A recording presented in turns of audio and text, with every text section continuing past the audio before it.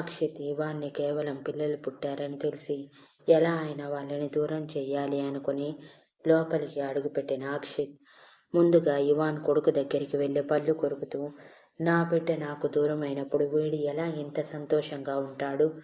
ఇది దూరమైనా సరే వీడు ఇంత సంతోషంగా పిల్లా పాపలతో ఉండటం నాకు ఏమాత్రం నచ్చలేదు. ముఖ్యంగా వాడికి వారసుడు ఉండకూడదు అని నిద్రపోతున్న ఇవాన్ కొడుకుని ఎత్తుకున్నాడు అక్షిత్. అక్షిత్ ఎత్తుకోగానే ఆ స్పర్శ నచ్చని ఇవాన్ కొడుకు కేర్మని ఏడవటం ఆలస్యం. ఇషిక కళ్ళు తెరిచి బాబు అంటూ తల పక్కకి తిప్పి అక్షిత్ చేతుల్లో ఉన్న తన కొడుకుని చూసి షాక్ అయి అక్షిత్ గారు అని అంటే అక్షిత్ శాడిస్టిక్గా నవ్వుతూ, అరే ఇంకా నన్ను గుర్తుంచుకున్నావా? Good good. కానీ ఇప్పుడు నీకు ఒక షాకింగ్ న్యూస్ చెప్పబోతున్నాను.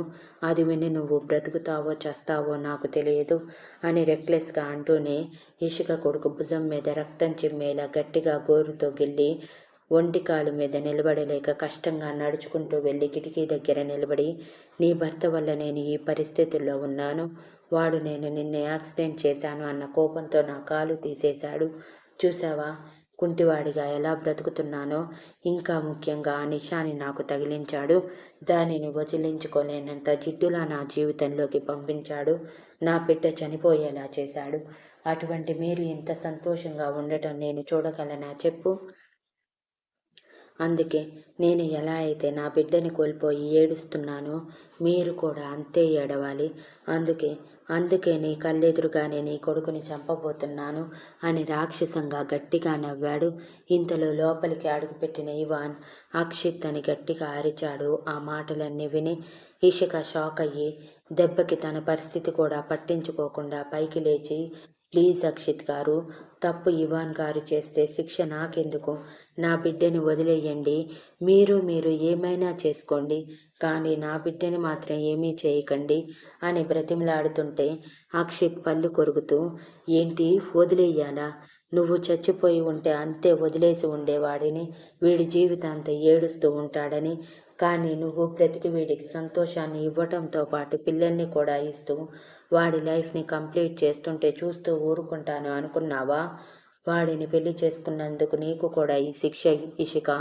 తప్పదు, అనుభవించు అని గట్టిగా అరిచాడు.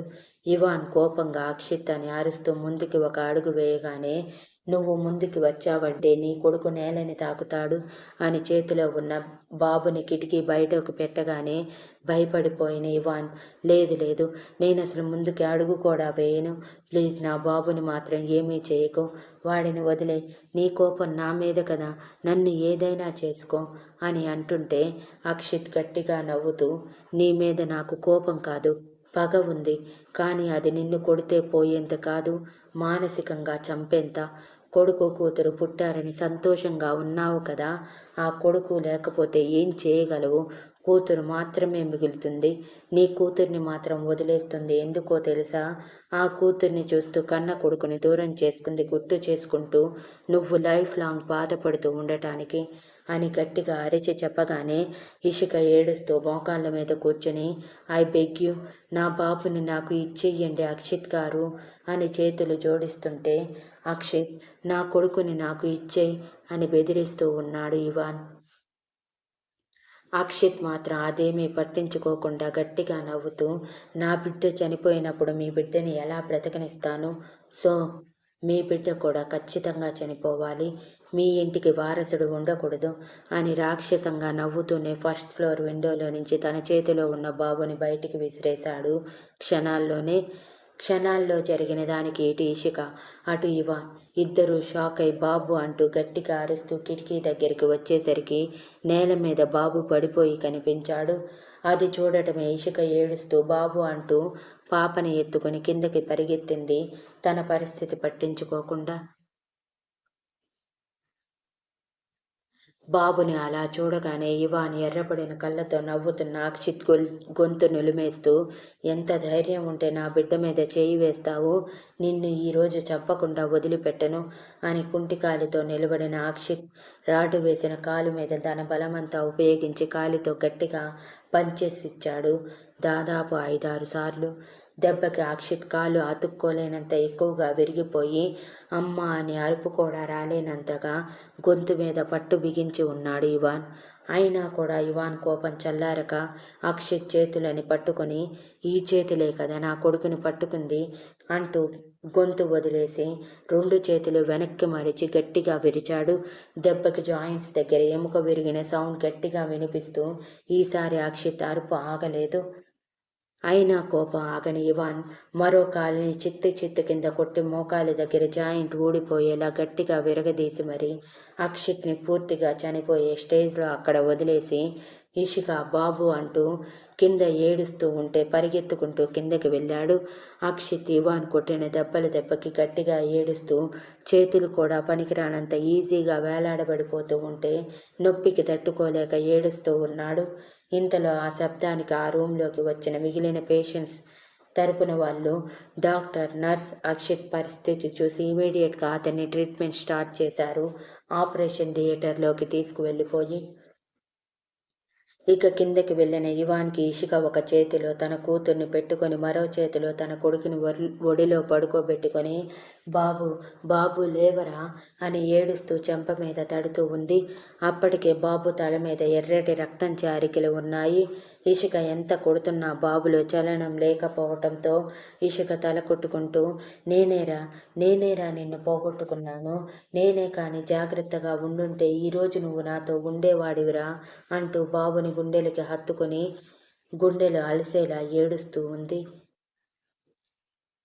ఏడుస్తూ ఉంటే ఇవాన్ నిర్జీవంగా ఉన్న కొడుకుని చూస్తూ కన్నీళ్లతో మోకాళ్ళ మీద కూర్చొని పోయి బాబుని ముట్టుకోవాలని చేతులు ముందుకు తెచ్చాడు. ఇవాన్ చేయి బాబుని తాకేలోపే బాబుని చేతుల్లోకి తీసుకున్న ఇషిక ఆవేశంగా ఇవాన్ వైపు చూస్తూ దగ్గరికి రావద్దు. మీరు నా దగ్గరికి వచ్చిన ప్రతిసారి నా జీవితంలో ఏదో ఒకటి విలువైంది కోల్పోతూనే ఉన్నాను. కేవలం మీ వల్లే ఇప్పుడు నా కన్న కొడుకుని పోగొట్టుకున్నాను. మీరు ఎక్కడ ఉంటే అక్కడ నా ఆనందం నాశనం అవుతుంది. జీవితంలో మీ మొహం నాకు చూపించకండి అని ఇవాన్ కాళ్ళ మీద పడిపోయి మీ కాళ్ళు పట్టుకొని అర్థిస్తున్నాను. నా జీవితంలోకి రాకండి ఇవాన్ గారు. కనీసం నా కూతురితోనైనా బ్రతకనివ్వండి. లేదంటే పూర్తిగా నన్ను చంపేసి నా శవాన్ని ఇక్కడి నుంచి తీసుకువెళ్ళండి అని ఆవేశంగా ఏడుస్తూ ఉంది ఇషిక అని ఇవాన్ కన్నీళ్లతో బొంగురుపోయిన గొంతుతో అంటుంటే నిజం మాట్లాడుతున్నాను. మీరు ఎక్కడ ఉంటే అక్కడ నేను సంతోషంగా ఉండలేను. మొదట కడుపులో ఉన్న పిండాన్ని చిదిమేసి నా తల్లితనాన్ని లాగేసుకుంటే ఇప్పుడు నవమాసాలు మోసి కన్న నా కన్న పేగుని కళ్ళెదురుగానే చనిపోయేలా చేశారు. మీ పగలకి నేనెందుకు బలి కావాలి? నా పిల్లలు ఎందుకు బలి కావాలి? నా కొడుకుని ఎలానో చంపేశారు. కనీసం నా కూతురినైనా బ్రతకనిస్తారా అని ఏడుస్తూ గట్టిగా అరుస్తూ ఉంటే ఇవాన్ బాధగా నేను ఊహించలేదు ఇషిక ఇలా జరుగుతుందని. ఒకే ఒక్కసారి బాబుని చూడనివ్వు అని బాబుని ముట్టుకోవాలనుకున్నాడు. కానీ ఇషిక వెనక్కి జరుగుతూ ముట్టుకోకు. నీలాంటి పాపిష్టి వాడి చేయి నా కొడుకు మీద పడితే వాడి ఆత్మ కూడా శాంతించదు. పుట్టిన ఒక్క రోజులోనే నాకు కడుపు కోతని మిగిల్చావు. నువ్వు ఒక భర్తవి, కేరింగ్ హస్బెండ్వి. నీకు నువ్వు మళ్ళీ చెప్పుకోవటం నువ్వంటే నాకు ప్రాణం ఇషిక అంటూ భార్యని పిల్లల్ని క్షేమంగా చూసుకోలేని వాడివి. నీకెందుకు భార్య పిల్లలు? నీ ఆవేశానికి మేమెందుకు బలి అవ్వాలి? వెళ్ళిపో, ఇక్కడి నుంచి వెళ్ళిపో. నా నుంచి దూరంగా వెళ్ళిపో. నా కంటికి కనిపించినంత దూరంగా వెళ్ళిపో. ప్లీజ్ వెళ్ళిపో అని ఏడుస్తూనే కిందకి వాలిపోయింది తన బాబు మరణం తట్టుకోలేక. అప్పటికే బాబు చావుని చూసి మనసు విరిగిపోయిన ఇవాన్ ఇషిక మాటలకి పూర్తిగా తన మీద తన పట్టు కోల్పోయినట్టు గాజు కళ్ళతో ఇషిక వైపు చూస్తూ చేతిలో చనిపోయిన బాబుని ఏడుస్తున్న పాపని చూస్తూ నిజంగా నేను దుర్మార్గుడిని. పెళ్లి చేసుకుని నిన్ను బాధ పెట్టాను. మన బిడ్డని చంపేశాను. ఇప్పుడు నా కళ్ళెదురుగా నా బిడ్డని నా శత్రువు చంపేస్తున్నా చేతులు కట్టుకొని నిలబడగలిగానే కానీ నా కొడుకుని కాపాడలేకపోయాను. నిజంగా నేను ఒక మూర్ఖుడిని. నేను ఒక మంచి భర్తని కాదు, మంచి తండ్రిని కాదు అని తనలో తానే అనుకుంటూ ఉండగా డాక్టర్ పరిగెత్తుకుంటూ వచ్చి కాంపౌండర్ స్ట్రెచ్చర్ తీసుకురా అని అరిచి పాపని చనిపోయిన బాబుని ఏడుస్తున్న ఇవాన్ చేతుల్లో పెట్టి వెళ్ళిపోయారు. ఇవాన్ స్పృహలో లేనట్టు ఇషిక వెనక ఐసీయూ దగ్గరికి వెళ్ళి ట్రీట్మెంట్ అయిపోయాక బయటికి వచ్చి బాబు ఊపిరి ఆగిపోయింది అని అర్థమవుతూ ఉంటే ఒక చేతిలో పాపని మరొక చేతిలో బాబుని పెట్టుకుని బాబు వైపు తదేకంగా చూస్తూ ఉన్నాడు ఇవాన్. ఇంతలో డాక్టర్ బయటికి వచ్చి లోపల ఉన్న అమ్మాయికి తీసుకున్న స్ట్రెస్ వల్ల పరిగెత్తిన పరుగు వల్ల స్ట్రిచెస్ ఊడిపోయి బ్లడ్ లాస్ అయ్యింది మరోసారి. పైగా తను బాలింత అవటం వలన సిచ్యువేషన్ కొంచెం క్రిటికల్గానే ఉంది. తను ఇంకా స్ట్రెస్ తీసుకుంటే ఖచ్చితంగా హెల్త్ ప్రాబ్లమ్స్ రైజ్ అవుతాయి. ఇంతకి మీరు ఆ అమ్మాయికి ఏమవుతారు అని అడిగారు డాక్టర్. నేను తన హస్బెండ్ని అని తన చేతిలో ఉన్న బాబుని చూపిస్తూ వణుకుతున్న గొంతుతో వీడిని కాపాడగలరా అని ముందుకు పెట్టగానే డాక్టర్ స్టెతస్కోప్తో బేబీ హార్ట్ బీట్ చూసి సారీ మిస్టర్, హార్ట్ బీట్ ఎప్పుడో ఆగిపోయింది. అసలు ఏం జరిగింది, బాబు ఎలా చనిపోయాడు అని బాధగా అడిగారు డాక్టర్. అప్పటికే బాబు చనిపోయిన విషయం తట్టుకోలేని ఇవాన్ మోకాళ్ళ మీద కూర్చుండిపోయి బాబు అంటూ గుండెలకి హత్తుకొని గట్టిగా ఏడుస్తూ ఉండిపోయాడు. ఇవాన్ ఏడుపు చూసి డాక్టర్కి, అక్కడ ఉన్న నర్స్కి, హెల్ప్గా ఉన్న కాంపౌండర్కి ప్రతి ఒక్కరికి జాలి వేసింది. 2 నిమిషాలకి డాక్టర్ మరోసారి ఏం జరిగింది అని అడుగుతుంటే ఇవాన్కి జరిగింది గుర్తుకు వచ్చి ఫోర్స్గా పైకి లేచి పాపని నా భార్య దగ్గర ఉంచండి నర్స్, మీరు నా భార్యని జాగ్రత్తగా చూసుకోండి అండ్ మా కొడుకుని అంటూ చేతిలో ఉన్న బాబుని డాక్టర్కి ఇస్తూ మిగిలిన ఫార్మాలిటీస్ మీరే కంప్లీట్ చేయండి ప్లీజ్, నేనిక చూడలేను బాబుని అని చెప్పి తిరిగి ఇషికని ఉంచిన చోటికి వెళ్ళేసరికి అక్కడ రక్తపు మరకలు తప్ప అక్షిత్ లేకపోవటం. అక్షిత్ అంటూ గట్టిగా అరుస్తూ బయటికి వచ్చిన తనని విచిత్రంగా చూస్తున్న మిగిలిన వాళ్ళని చూసి లోపల ఒకడు కాళ్ళు చేతులు విరిగి పడిపోయాడు కదా, ఎక్కడ వాడు అని ఆవేశంగా అడిగాడు. వాళ్ళు భయపడిపోయి ఆపరేషన్ థియేటర్కి తీసుకువెళ్లారు అనగానే ఇవాన్ పెద్ద పెద్ద అడుగులతో ఆపరేషన్ థియేటర్ దగ్గరికి వెళ్ళి తనని ఆగకుండా డోర్స్ ఓపెన్ చేసి ఆపరేషన్కి సిద్ధం చేస్తున్న అక్షిత్ హాస్పిటల్ డ్రెస్ కాలర్ పట్టుకొని వీడికి మీరు ఇప్పుడే ట్రీట్మెంట్ చేయాల్సిన అవసరం లేదు, అసలు వీడికి బ్రతికే హక్కే లేదు అంటూ ఈడ్చుకొని బయటికి తీసుకువెళ్ళారు. వెనకే డాక్టర్స్, నర్స్, కాంపౌండర్, సెక్యూరిటీ వచ్చినా సరే ఇవాన్ని ఆపలేకపోయారు. ఇవాన్ అక్షిత్ని డిక్కీలో పడేసి కార్ని చాలా స్పీడ్గా తీసుకువెళ్ళిపోగానే వెంటనే పోలీసులకి ఫోన్ చేశారు హాస్పిటల్ యాజమాన్యం.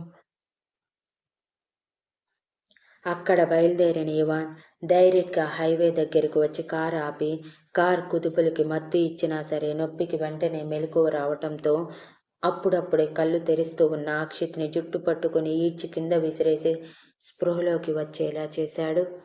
కళ్ళు తెరిచిన అక్షిత్కి కాలయముడిలా ఎదురుగా ఇవాన్ కనిపించగానే భయపడిపోయి ఇవాన్ అని కష్టంగా పలికాడు. ఇవాన్ ఆవేశంగా అక్షిత్ కడుపులో కాళ్ళతో కిక్స్ ఇచ్చి నా కొడుకుని చంపేశావు కదా, నువ్వెలా ప్రశాంతంగా ఉండగలుగుతున్నావురా, నేను నిన్ను వదిలేస్తానని కలలు కంటున్నావా, నా ఫ్యామిలీ నా భార్య వరకు వస్తే ఏం చేయగలనో మర్చిపోయినట్టున్నావు, అందుకే ఇప్పుడు ఏకంగా నా బిడ్డ జోలికి వచ్చావు, నేను ఏం చేయగలనో ఇప్పుడే నీకు చూపిస్తాను, ఈసారి నువ్వు జీవితంలో మర్చిపోలేవు, మర్చిపోవటం ఏంటి, అసలు బ్రతికున్నప్పుడు సంగతి కదా అని ఆవేశంగా మాట్లాడుతుంటే అక్షిత్కి ఒక్క క్షణం భయం వేసింది. కానీ వెంటనే నొప్పి కూడా మర్చిపోయి గట్టిగా నవ్వుతూ నువ్వు నన్ను చంపినా నేను సంతోషంగా చచ్చిపోతాను ఇవాన్, బికాజ్ నేను చెయ్యాలనుకున్న పని చేసేశాను, జీవితాంతం నీకు నరకం కనిపించేలా చేశాను, నీ కూతుర్ని చూసిన ప్రతిసారి నీ కొడుకే కనిపించాలి, ఆ కొడుకు నీ వల్లే చనిపోయాడని గుర్తొచ్చిన ప్రతిసారి నువ్వు కుమిలి కుమిలి ఏడవాలి, ఇదే నేను కోరుకుంది, చాలు ఇది నాకు, నేను చచ్చిన పైనుంచి నిన్ను చూస్తూనే ఉంటాను కాబట్టి నీ ఏడుపు చూసి నేను చాలా సంతోషిస్తాను అని అన్నాడు. నీకు చావంటే అంత సరదాగా ఉంటే నేనెందుకు వదులుతాను అనుకున్నావు అని అక్షిత్ వెన్ను విరిగేలా 4 దెబ్బలు అక్షిత్ వెన్ను మీద కొట్టాక అక్షిత్ అరుపులు పట్టించుకోకుండా తన జుట్టు పట్టుకుని హెవీ వెహికల్స్ తిరుగుతున్న హైవే మీద అడ్డంగా పడుకోబెట్టాడు. అసలే రాత్రి సమయం, హైవే మీద ఫుల్ లైటింగ్ ఉండటంతో అక్షిత్ని ఈడ్చుకొచ్చి పడేయటం చూసిన 2 లారీ డ్రైవర్స్ కంగారుగా అరుస్తూ అక్షిత్ దగ్గరికి వస్తే వీడిని ముట్టుకోవాలని ట్రై చేశారంటే మీ ప్రాణాలు గాల్లో కలుస్తాయి అర్థమైందా అని నరాలు పొంగిన మొహంతో చెప్పి భయపెట్టి ఒక అడుగు వాళ్ళని వెనక్కి వేసేలా చేసి 2 అడుగులు వాళ్ళు ముందుకు వేసి, మా కళ్ళెదురుగా ఒక మనిషిని చంపుతుంటే చూస్తూ ఊరుకుంటామనుకుంటున్నారా? ఎలా అయినా ఇతనిని మేము కాపాడుతాం అని అరవగానే, ఏది ఒక్కసారి ట్రై చేయండి, మీకు నేనేంటో చూపించకపోతే అడగండి నన్ను అని ఆవేశంగా అన్నాడు. వాళ్ళు ముందుకి రాగానే అసలే కోపంలో ఉన్న ఇవాన్ ముందు వెనుక ఆలోచించకుండా వాళ్ళని గట్టిగా కొట్టాడు. వాళ్ళని కొడుతూ ఉంటే మిగిలిన లారీ డ్రైవర్స్ కూడా ముందుకి వచ్చారు. కానీ ఇవాన్ కొట్టుడు చూసి భయపడి వెనక్కి అడుగు వేశారు.